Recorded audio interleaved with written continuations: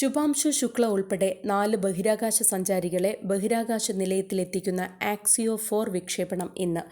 ഏകദേശം 4 പതിറ്റാണ്ടിന് ശേഷം ബഹിരാകാശത്തേക്ക് പോകുന്ന രണ്ടാമത്തെ ഇന്ത്യക്കാരനായ ബഹിരാകാശ സഞ്ചാരിയാവുകയാണ് 39-കാരനായ ശുഭാംശു ശുക്ല.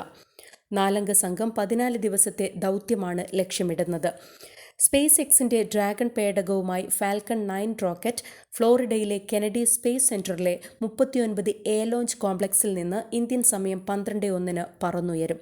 ദൗത്യത്തിന്റെ പൈലറ്റായി പ്രവർത്തിക്കുന്നത് ശുഭാംശു ശുക്ലയാണ്. മുതിർന്ന അമേരിക്കൻ ബഹിരാകാശ യാത്രികനായ പെഗി വിറ്റ്സണാണ് യാത്ര നയിക്കുന്നത്. 1984-ൽ വിംഗ് കമാൻഡർ രാകേഷ് ശർമ്മയാണ് ബഹിരാകാശത്തേക്കെത്തിയ ആദ്യ ഇന്ത്യക്കാരൻ. ശേഷം രാജ്യത്തിന് അഭിമാനമായി ശുഭാംശു ശുക്ല ആക്സിയോ 4ന്റെ ഭാഗമായി ബഹിരാകാശ നിലയത്തിലേക്ക് യാത്ര തിരിക്കുകയാണ്.